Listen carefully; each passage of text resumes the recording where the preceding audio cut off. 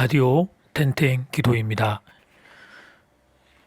인생의 어려운 순간을 극복한 수기 모음집에서 본 글입니다. 말로 표현할 수 없는 모욕을 당한 후에 지나가던 사람과 부딪혀 넘어지고 힘들게 집에 들어왔더니 가족들은 큰 소리로 다투고 있다. 배고프고 기운은 없는데 밥을 차려주는 사람도 없고 오히려 쓸데없이 쌓아 돌아다닌다고 호통만 치는 바람에 뭐 먹고 싶은 생각도 사라졌다. 세상 어느 곳에서도 나를 반기는 사람이 없는 지금 차라리 죽어버리면 시원하겠다는 생각이 든다. 사랑하는 교회 여러분, 삶은 누구에게나 쉽지 않습니다. 살다 보면 사는 것보다 죽는 것이 쉽겠다는 생각이 들 때가 있습니다. 그때 우리는 한 번 더 생각해야 합니다. 죽는 것은 쉬운 일이 될 수 있습니다. 누구라도 한 번에 모든 것을 끝내버릴 수 있습니다. 그러나 인생의 가치는 죽는 것에 있는 것이 아니라 사는 것에 있습니다. 그래서 그렇게 끝내버릴 수 없습니다. 죽음은 모든 것을 끝내는 쉬운 방법이 될 수 있습니다. 그러나 용기 있는 선택은 아닙니다. 진정한 용기는 죽음을 선택하는 것이 아니라 삶을 선택하는 것이기 때문입니다. 죽을 각오로 하루를 사는 것, 어떻게든 살아남는 것이 진정한 용기입니다.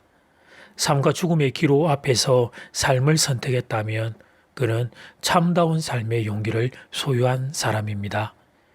자존심, 창피, 부끄러움, 손가락질, 불명예, 체면, 수치, 실패, 좌절, 이 모든 것은 고통이 틀림없지만 그러나 죽음을 이긴 사람을 그 무엇이 넘어뜨릴 수 있을까요?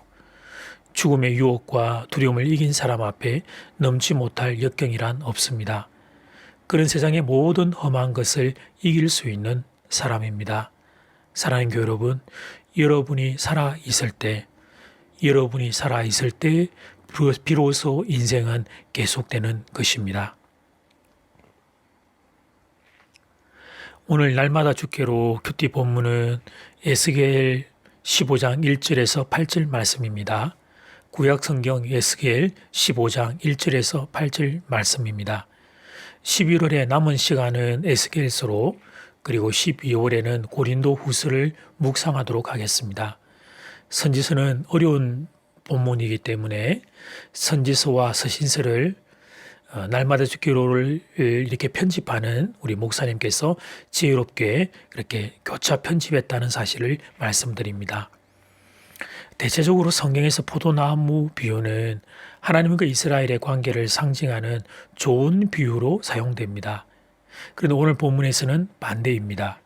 심판과 징계의 메시지를 선포하는데 포도나무 비유가 사용되고 있습니다. 그래서 더 충격입니다. 좋은 의미로 사용되던 비유가 나쁜 의미로 사용되기에 더 충격입니다.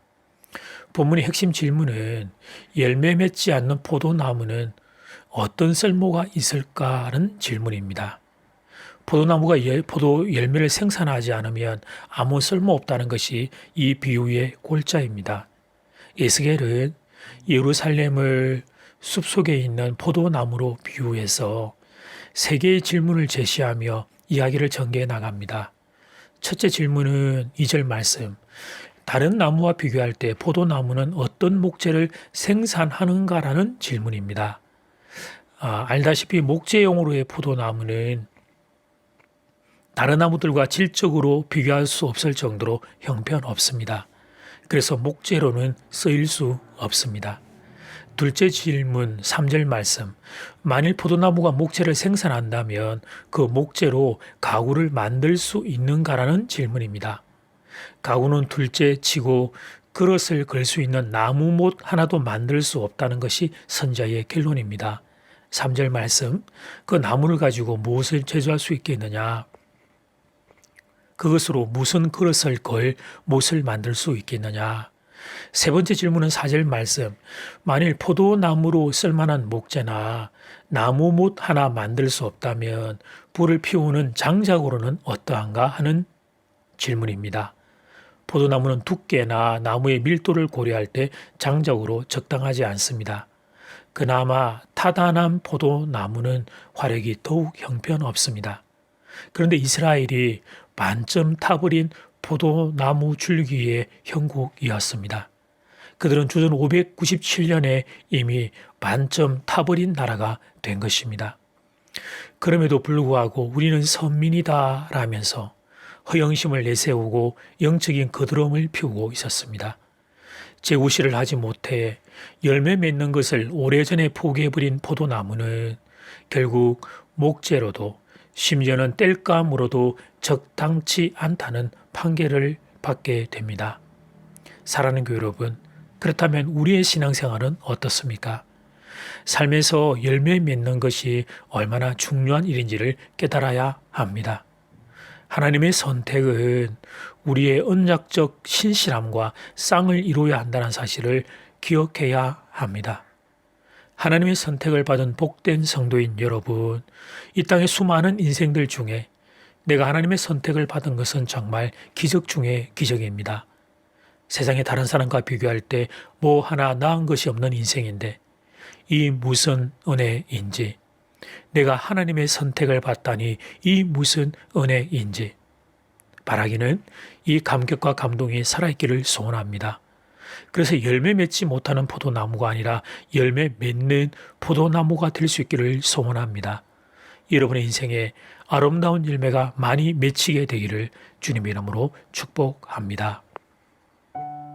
이제 첫 번째 기도 시간입니다. 받은 말씀과 개인 기도 제목을 가지고 함께 기도하는 시간입니다. 이 시간 다 함께 마음을 모아 주님 앞으로 나아가겠습니다.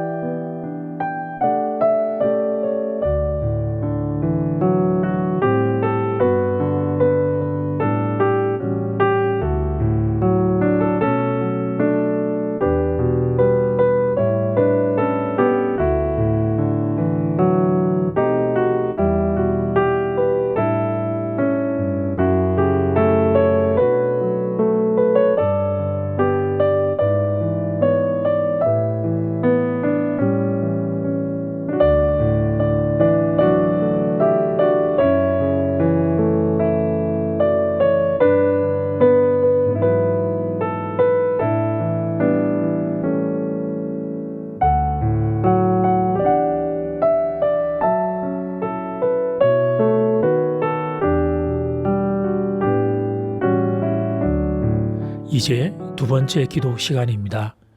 코로나 확진자가 다시 늘어나고 있는데 한국뿐만 아니라 지구상의 모든 나라들을 불쌍히 여기시고 질병이 떠나갈 수 있도록 은혜를 베풀어 주시옵소서.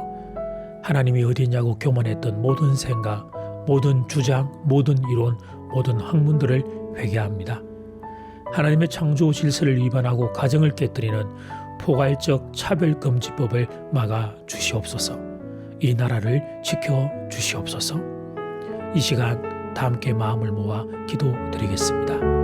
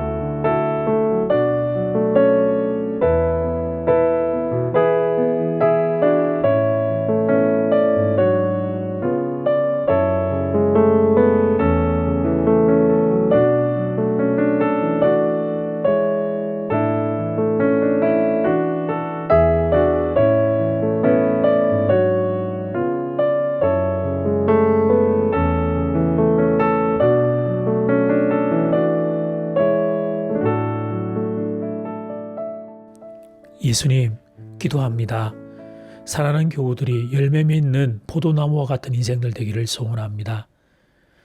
나는 하나님의 선택받은 인생이라고 하는 교만한 마음 가운데 영적인 허영심만 있지 열매 하나 맺지 못했던 이스라엘 백성들이 아니라 사랑하는 교우들의 삶의 자리자리마다 성령의 열매가 아름답게 맺히게 되기를 소원합니다. 나는 죽고 내 안에 성령님이 살아나심으로 성령님을 존중하고 따라감으로 아름다운 성령의 열매를 맺는 인생들 되기를 간절히 소원합니다. 하나님, 코로나 바이러스가 잠잠해질 수 있도록 이 땅에 우리의 죄악을 용서하시고 하나님 이 땅을 고쳐 주시옵소서. 하나님을 대적하여 하나님을 부인하고 하나님의 창조 질서를 거스르며 하나님 마음껏 달려가려고 했던 인간의 죄악들, 포괄적 차별금지 등을 하나님 막아주시고 이 땅의 나라와 이 땅의 가정들을 하나님 지켜주시옵소서. 사랑하는 성도의 모든 가정 위에 하나님의 은혜가 늘 함께하기를 간절히 소원합니다. 예수님 이름으로 기도드립니다. 아멘.